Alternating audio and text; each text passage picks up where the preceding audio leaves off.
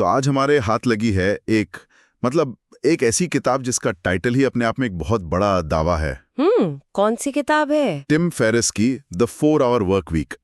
और कवर पर लिखा है 9 से 5 की नौकरी से बचें, कहीं भी रहें और नए अमीरों में शामिल हो। अरे वाह! सच कहूं तो ये सुनने में ही किसी सपने जैसा लगता है ना। बिल्कुल, एक ऐसा सपना जो कई लोगों को बहुत लुभावना लगता है। हाँ। लेकिन ये किताब सिर्फ सपने बेचने के बारे में नहीं है। फेरिस अपनी कहानी से शुरुआत करते हैं। अच्छा। कैसे? वो साल में $40,000 कमाने वाले एक ऐसे उद्यमी थे जो दिन में 14 घंटे काम करते थे। 14 घंटे। और वहां से वो महीने में $40,000 कमाने वाला इंसान बने। महीने में? हाँ, जो हफ्ते में सिर्फ 4 घंटे काम करता है। ये जो बदलाव है, ये सिर्फ पैसों का नहीं बल्कि पूरी सोच और जीवन शैली का है। सही बात है। तो आज हम एक तरह से इसकी गहराई से पड़ताल करेंगे। क्या ये वाकई एक प्रैक्टिकल गाइड लाई या सिर्फ एक बहुत अच्छी तरह बेचा गया सपना? चलिए फेरिस के दिए हुए 4 सुरागों यानी उनके डील फ्रेमवर्क की जांच करते हैं। डील मतलब DEAL। हाँ, डी डेफिनेशन, ई एलिमिनेशन, ए ऑटोमेशन और एल लिबरेशन। तो शुरू करते हैं पहले सुराग से। D for definition. बिल्कुल। हाँ, डेफिनेशन यानी अपनी जिंदगी की परिभाषा ही बदल देना। फेरिस कहते हैं कि ज्यादातर लोग डिफर्स मतलब टालने वाले। हाँ, टालने वालों की जिंदगी जीते हैं। वो अपनी सारी खुशियां, सारे सपने, सब कुछ रिटायरमेंट के लिए बचा के रखते हैं कि एक दिन जब मैं रिटायर हो जाऊंगा तब जिंदगी जीऊंगा। एग्जैक्टली। और इसके ठीक उलट हैं नए अमीर। दिलचस्प बात यह है कि फेरिस के हिसाब से ये वो लोग नहीं हैं जिनके पास करोड़ों की दौलत है। नहीं, बिल्कुल नहीं। ये वो लोग हैं जो आज इसी पल में एक अमीर जिंदगी जी रहे हैं। और उनकी अमीरी की करेंसी पैसा नहीं, समय और मोबिलिटी है, यानी कहीं से भी काम करने की आजादी। बिल्कुल। उनका लक्ष्य बैंक में एक बड़ी रकम जमा करना नहीं, बल्कि एक ऐसा मंथली कैश फ्लो बनाना है जो उनके सपनों की जिंदगी को आज ही फंड कर सके। हाँ, लेकिन ये मानसिकता अपनाना आसान नहीं है। इसके लिए फेरिस 2 बहुत ही दमदार अभ्यास बताते हैं। ओके। पहला है फियर सेटिंग, डर को परिभाषित करना।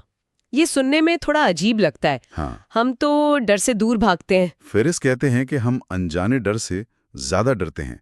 इसलिए जो भी बड़ा कदम आप उठाना चाहते हैं, जैसे नौकरी छोड़ना, हाँ, या कोई नया बिजनेस शुरू करना, उससे जुड़े सबसे बुरे नतीजों की कल्पना कीजिए। उन्हें कागज पर लिखिए। फिर ये लिखिए कि अगर वो सच हो गया तो आप उसे कैसे ठीक कर सकते हैं। अच्छा। जब आप ऐसा करते हैं तो 99% मामलों में आपको एहसास होता है कि आपका सबसे बड़ा डर भी उतना डरावना नहीं है और उससे उबरा जा सकता है। हाँ। किताब में ब्राजील के एक वकील हंस की कहानी है। वो अपनी बोरिंग नौकरी से बिल्कुल पक चुका था। उसने अपने डर का सामना करने के लिए स्काई डाइविंग की और उसे एहसास हुआ कि जिस चीज को वो इतना बड़ा जोखिम मान रहा था वो असल में उतना डरावना नहीं था। और उसके बाद उसने नौकरी छोड़ दी और ब्राजील में एक सर्फ एडवेंचर कंपनी खोल ली। मतलब डर को नाम देने से उसका जोर कम हो जाता है। सही। और दूसरा अभ्यास है ड्रीम लाइनिंग। ये सिर्फ सपने देखने के बारे में नहीं है, बल्कि उन्हें एक प्रोजेक्ट की तरह प्लान करने के बारे में है। एक प्रोजेक्ट की तरह? हाँ। फेरिस कहते हैं कि अपनी इच्छाओं को अस्पष्ट मत रखिए, कागज पर उतारिए। ऐसी 5 चीजें जो आप पाना चाहते हैं, 5 चीजें जो आप बनना चाहते हैं और 5 जो आप करना चाहते हैं। ये दिलचस्प है। तो अगर किसी को एस्टन मार्टिन कार चाहिए तो 2 करोड़ की कीमत देखकर डरने के बजाय क्या करना चाहिए? फेरिस कहते हैं कि उसकी मासिक किस्त या लीज की रकम का पता लगाइए। ओह। अगर आपको दुनिया घूमनी है तो उसकी कुल लागत के बजाय ये देखिए कि उस ट्रिप के लिए हर महीने कितने पैसे चाहिए। अच्छा। जब आप ऐसा करते हैं तो आपको अपनी सपनों की जिंदगी का टारगेट मंथली इनकम यानी TMI पता चलता है। और ज्यादातर लोगों के लिए ये रकम उनकी सोच से बहुत कम होती है। तो सपने मतलब ख्याली पिलाओ नहीं बल्कि एक असल प्रोजेक्ट बन जाते हैं। बिल्कुल, जिन्हें हासिल किया जा सकता है। ठीक है, तो पहला कदम अपनी सोच को बदलना और अपने सपनों को एक असल नंबर देना है। लेकिन सपनों को पूरा करने के लिए वक्त भी तो चाहिए और यहीं पर दूसरा कदम आता है, ई यानी एलिमिनेशन। फालतू चीजों को जिंदगी से हटाना। हाँ, बिल्कुल। और यहाँ फेरिस एक बहुत बड़ी बात कहते हैं, टाइम मैनेजमेंट एक मिथक है। मिथक? हाँ। जरूरी ये नहीं कि आप कितने घंटे काम करते हैं, जरूरी ये है कि आप उन घंटों में क्या काम करते हैं। व्यस्त रहना और प्रोडक्टिव होना, ये 2 बिल्कुल अलग अलग बातें हैं। इसे समझने के लिए वो 2 मशहूर सिद्धांतों का इस्तेमाल करते हैं। एक तो है 80-20 का नियम। हाँ, पैरेटो का नियम, जो कहता है कि आपके 80% नतीजे आपके 20% कामों से आते हैं। तो मतलब असली चुनौती उन 20% सबसे जरूरी कामों को पहचानने की है और बाकी 80% कामों को बेरहमी से हटाने की है, जो सिर्फ आपका समय बर्बाद कर रहे हैं। फेरिस ने ये खुद अपनी कंपनी में किया था। उनके 120 ग्राहक थे, पर उन्होंने देखा कि सिर्फ 5 ग्राहक ही 95% कमाई दे रहे थे। सिर्फ 5? तो उन्होंने बाकी 95% ग्राहकों से संपर्क करना ही बंद कर दिया। ये सुनने में तो बहुत कठोर और जोखिम भरा लगता है। तो इससे कंपनी की इमेज पर असर नहीं पड़ेगा? छोटी ग्राहक भी तो भविष्य में बड़े बन सकते हैं। ये एक बहुत जायज सवाल है, और हाँ, इसमें जोखिम है। तो फेरिस का क्या तर्क है? उनका तर्क ये है कि उन 95% ग्राहकों पर जो समय और ऊर्जा लग रही थी, वो उन्हें उनके सबसे अच्छे 5% ग्राहकों पर ध्यान देने से रोक रही थी। अच्छा। जब उन्होंने वो 95% ग्राहक हटा दिए, तो उनकी आय दोगुनी हो गई और काम के घंटे कम हो गए होंगे। हफ्ते में 80 से घटकर 15 रह गए। अरे वाह, 80 से 15। हाँ, ये एक साहसिक कदम था, लेकिन उनके लिए काम कर गया। और दूसरा सिद्धांत है पार्किंसन का नियम। ये मेरा पसंदीदा है। क्या है ये? कि कोई भी काम उतना ही फैल जाता है जितना समय उसे पूरा करने के लिए दिया जाता है। हाँ, बिल्कुल। अगर आप किसी रिपोर्ट के लिए 1 हफ्ता देंगे, तो वो 1 हफ्ते में बनेगी। और अगर आप 24 घंटे देंगे, तो वो 24 घंटे में भी बन जाएगी। बिल्कुल। इसका मतलब है कि हमें खुद को कम समय देना चाहिए। इससे हम मजबूर हो जाते हैं कि सिर्फ सबसे जरूरी चीजों पर ही ध्यान दें। इसी से जुड़ी एक और सलाह है, लो इन्फॉर्मेशन डाइट पर जाने की।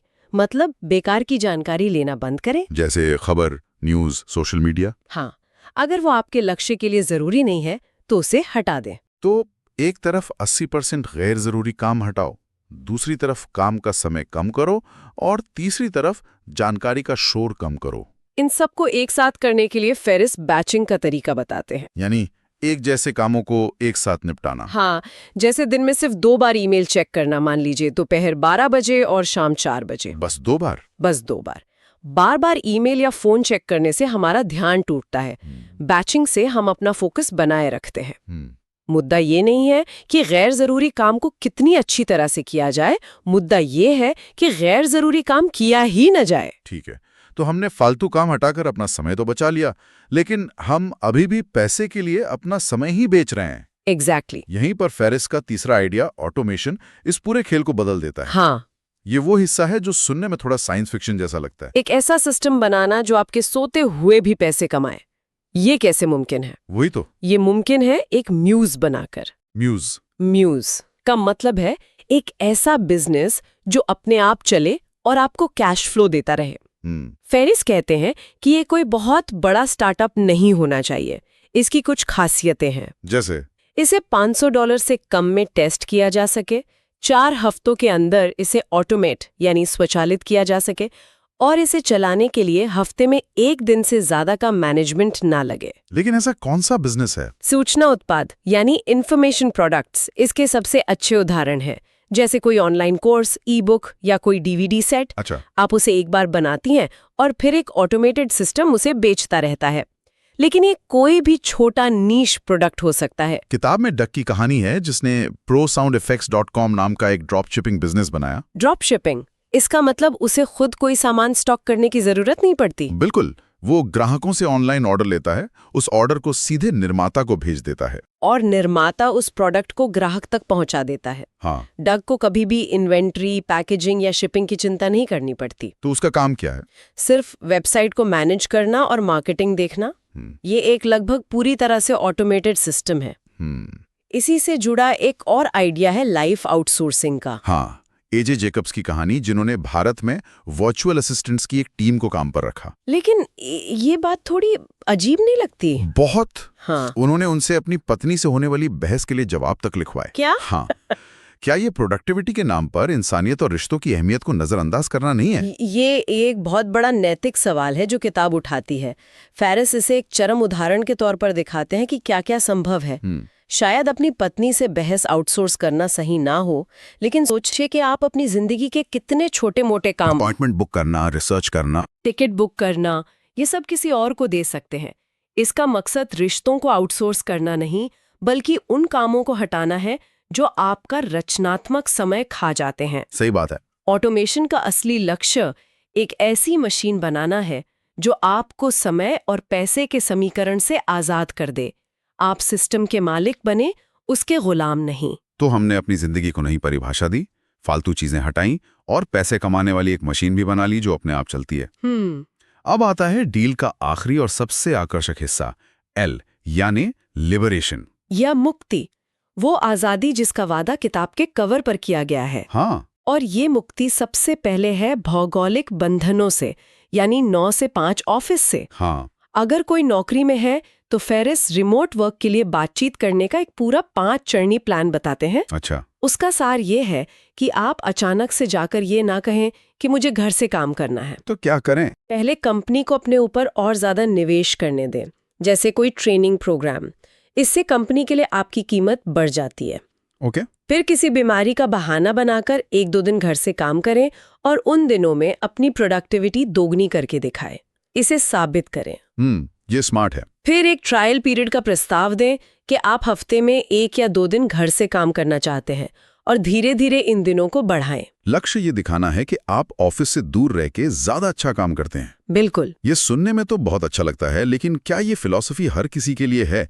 मतलब एक डॉक्टर, एक टीचर या एक छोटे दुकानदार अपनी जिंदगी को इस तरह ऑटोमेट या लिबरेट कैसे कर सकता है? कहीं ये सिर्फ कुछ खास तरह के ऑनलाइन उद्यमियों के लिए बना एक सपना तो नहीं? ये इस किताब की सबसे बड़ी आलोचनाओं में से एक है, और ये सच है कि ये मॉडल हर प्रोफेशन पे सीधे सीधे लागू नहीं होता। तो फिर कि सिद्धांतों को अपनी जिंदगी में उतारा जा सकता है, और यहीं पर मिनी रिटायरमेंट का आइडिया आता है। हाँ, ये शायद इस किताब का सबसे शक्तिशाली विचार है। यानी जिंदगी के आखिर में एक बड़े रिटायरमेंट का इंतजार करने के बजाय जिंदगी के बीच में छोटे छोटे रिटायरमेंट लेना। बिल्कुल, 1 से 6 महीने के ब्रेक जो आप हर कुछ साल में लेते हैं। वाह, ये आपको दुनिया घूमने, कोई नई भाषा सीखने या अपने किसी जुनून को पूरा करने का मौका देता है।